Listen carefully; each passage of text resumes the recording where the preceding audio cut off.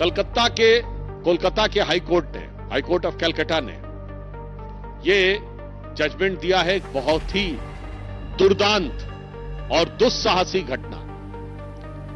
दुर्भाग्यवश पश्चिम बंगाल में तृणमूल कांग्रेस सरकार में एक ऐसी परिस्थिति बनती जा रही है कि अपराधियों का मनोबल इतना बढ़ गया है कि ऐसा लगता है कि पुलिस उनकी बंधक बन गई है।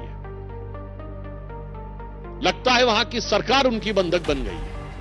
आप संदेश खाली का विषय देख चुके हैं। आरजी कर कॉलेज का विषय आप लोग अभी देखें कि किस प्रकार से वहां की सरकार ने किस निर्लज्जता के साथ उनका बचाव करने का प्रयास किया। और यह विषय जो आया है कि एक सिटिंग आईएएस ऑफिसर की पत्नी के साथ 14-15 जुलाई को बलपूर्वक बलात्कार किया जाता है और उसके बाद उसे दबाने का प्रयास किया जाता है पुलिस के द्वारा।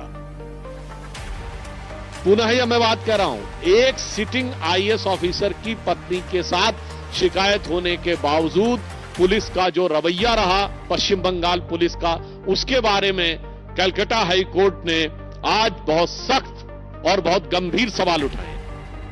पहला उन्होंने यह कहा है कि इस प्रकार के विषय में जो जांच अधिकारी था वो कोई महिला अधिकारी क्यों नहीं थी, पुरुष अधिकारी के द्वारा जांच क्यों करवाई गई।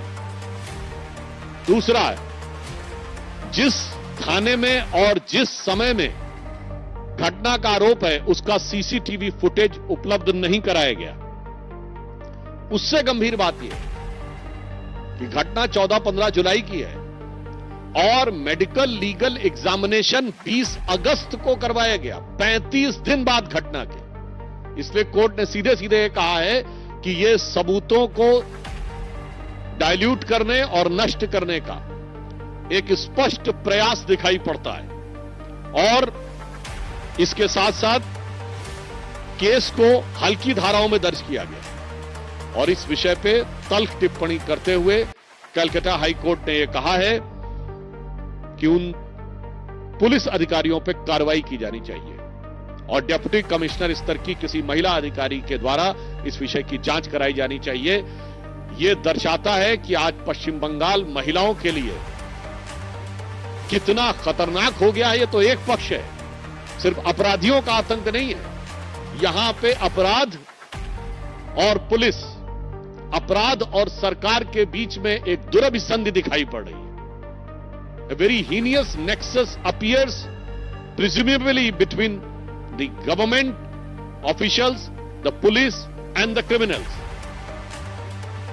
इसलिए यह विषय इतना गंभीर है कि यदि सिटिंग आईएएस ऑफिसर की पत्नी के साथ ऐसा होने पर पश्चिम बंगाल की सरकार कर सकती है तो याद करिए जो बिहार का एक चंपा विश्वास कांड हुआ था, उसके बाद शायद ये भारत के इतिहास का सबसे दुर्दांत कांड है। और इस विषय पे असंवेदनशीलता इन घटनाओं पर पश्चिम बंगाल की सरकार की कितनी है, ये इससे पता चलता है कि हाल ही में एक घटना प्रकाश में आई। आपको ध्यान हो कि टीएमसी की जो यूथ विंग है, तृणमूल छात्र परिषद, उनके 2 पदाधिकारियों ने आरजी कर की घटना के ऊपर एक शॉर्ट फिल्म बनाई जिसमें एक प्रकार से जो पीड़ित लड़की थी उसी के बारे में आपत्तिजनक बातें कही गई।